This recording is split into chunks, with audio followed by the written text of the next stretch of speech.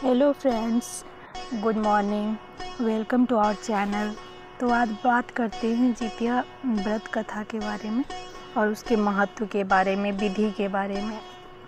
जो जितिया का क्या महत्व होता है उसके बारे में बात करते हैं। तो जो माता आश्विनी मास की कृष्ण पक्ष की अष्टमी को जीमूत वाहन की पूजा विधि विधान से करेगी, उसकी संतान के कष्टों का नाश होगा। पार्वती के अनुरोध पे शिव जी ने उन मृत भाग्यशाली महिलाएं करती हैं जिनको संतान होती हैं, साथ ही जिसके संतान नहीं है वे स्त्रियां भी पुत्र की कामना और पुत्री की लंबी आयु के लिए मनोकामना के लिए यह व्रत करती है, ताकि यह व्रत 6 अक्टूबर 2023 को हो रहा है। 24 घंटे के निर्जल व्रत को खरजितिया कहा जाता है। जितिया व्रत की विधि इस प्रकार है।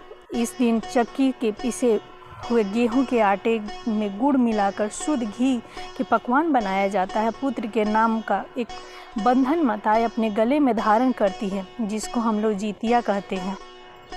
जीत पुत्रिका व्रत महत्व इस प्रकार है। पार्वती ने एक स्थान पे स्त्रियां को विलाप करते हुए देखा, जो शिव जी से उसका कारण पूछा। शिव जी ने कहा कि इन स्त्रियों के पुत्रों का निधन हो गया है, इसलिए विलाप कर रही हैं।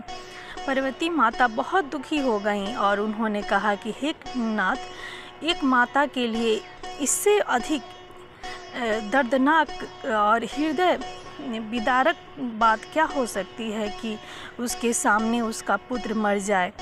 इससे मुक्ति का कोई और मार्ग हो तो कृपया बताएं।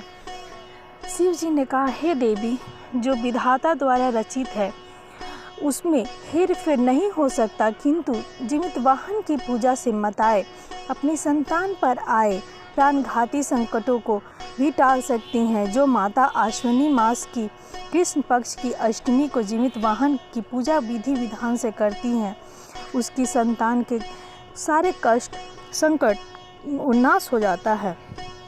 और अगर ये माँ करेंगी तो इनके भी बच्चे का जो भी संकट है भगवान सब नाश हो जाएगा। और पार्वती के अनुरोध पर शिव जी ने उन मृत बालकों को पुनः जीवित कर दिया। इस कारण ही इसे जीवित पुत्रिका व्रत कहा जाता है। और इसकी कथा इस प्रकार है। तो कृपया अगर आप सब्सक्राइब नहीं किए हों इस चैनल को तो प्लीज़ आप अपने इस चैनल को सब्सक्राइब करें। और तो बात करते हैं, गंधर्व के राजकुमार का नाम जीवित वाहन था। वे बड़े उदार और परोपकारी थे। जीवित वाहन के पिता ने वृद्धावस्था में वानप्रस्थ आश्रम में जाते समय इनको राज सिंहासन पर बैठाया, किंतु इनका मन राजपाट में नहीं लगता था। वह राज्य का भार अपने भाइयों पर छोड़ स्वयं वन में पिता की सेवा करने चले गए। वन में ही जीवित वाहन को मलेवती नाम राजकन्या से भेंट हुई और दोनों में प्रेम हो गया। एक दिन जब वन में भ्रमण करते हुए जीवित वाहन काफ़ी आगे चले गए, तब उन्हें एक वृद्धा विलाप करते दिखी और पूछने पर कारण बताते हुए वृद्धा ने रोते हुए कहा कि मैं नाग वंश की स्त्री हूँ, मुझे एक ही पुत्र है। पक्षी राज गरुड़ के कोप से मुक्ति दिलाने के लिए नागों ने यह व्यवस्था की है कि वे गरुड़ को प्रतिदिन भक्षण हेतु एक युवा नाग सौंपते हैं।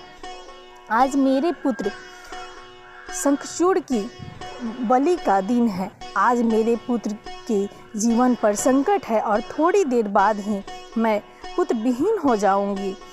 एक स्त्री के लिए इससे बड़ा दुख क्या होगा कि उसके जीते जी उसका पुत्र न रहे।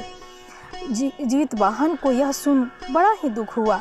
उन्होंने उस वृद्धा को आश्वासन देते हुए कहा, डरो मत माँ, मैं तुम्हारे पुत्र के प्राणों को उनका रक्षा करूँगा। आज इससे और आज उसके स्थान पर स्वयं मैं आपके पुत्र के जगह पे मैं जाऊँगा और अपने आप को उसके लाल कपड़े में ढककर वध्यशिला पर लेटूंगा, ताकि गरुड़ मुझे खा जाए पर तुम्हारा पुत्र बच जाएगा। और इसके लिए इतना ही कह जीवित वाहन ने शंखचूड़ के हाथ से लाल कपड़ा ले लिया और वे उसे लपेटकर गरुड़ को बलि देने के लिए चुनी हुई बध्यशिला पर लेट गए। नियत समय पर गरुड़ बड़े वेग से आए और वे लाल कपड़े में ढके जीवित वाहन को पंजे से दबोचकर पहाड़ के शिखर पर जाकर बैठ गए। गरुड़ ने अपनी कठोर चोंच का प्रहार किया और जीवित वाहन के शरीर से मांस का बड़ा हिस्सा नोच लिया। इसकी पीड़ा से जीवित वाहन की आंखों से आंसू बह निकले और वह दर्द से कराहने लगे। अपने पंजे में जकड़े प्राणी को आंखों में से आंसू की और मुंह से कराह सुन गरुड़ बड़े आश्चर्य में पड़ गए, क्योंकि ऐसा पहले कभी नहीं हुआ था। उन्होंने जीवित वाहन से उनका परिचय पूछा। जीवित वाहन ने सारा किस्सा कह सुनाया कि कैसे एक स्त्री के पुत्र की रक्षा के लिए वह अपने प्राण देने आए हैं। और कहा कि आप मुझे खाकर अपने भूख को शांत कर ले। तो गरुड़ उनकी बहादुरी और दूसरे की प्राण रक्षा के लिए स्वयं का बलिदान देने की हिम्मत से बहुत प्रभावित हुए। उन्हें स्वयं पर पछतावा होने लगा। वह सोचने लगे कि एक मनुष्य है जो दूसरे की पुत्र की रक्षा के लिए स्वयं को बलि दे रहा है, और एक मैं हूँ जो देवों के संरक्षण में हूँ किंतु दूसरे की संतान की बलि ले रहा हूँ। उन्होंने जीवित वाहन को मुक्ति दे दिया। गरुड़ ने कहा कि हे उत्तम मनुष्य, मैं तुम्हारी भावना और त्याग से बहुत प्रभावित हूँ। मैंने तुम्हारे शरीर पर जो घाव दिए हैं उसे मैं ठीक कर देता हूँ, और तुम अपनी प्रसन्नता के लिए मुझसे कोई वरदान मांगो। राजा जीवित वाहन ने कहा कि हे पक्षीराज, आप तो सर्वसमर्थक हैं। यदि आप प्रसन्न हैं, वरदान देना चाहते हैं तो और आप सर्वसमर्थ हैं तो आप सर्पों को अपना आहार बनाना छोड़ दें। आपने अब तक जितने भी प्राण लिए हैं उन्हें जीवन प्रदान करें।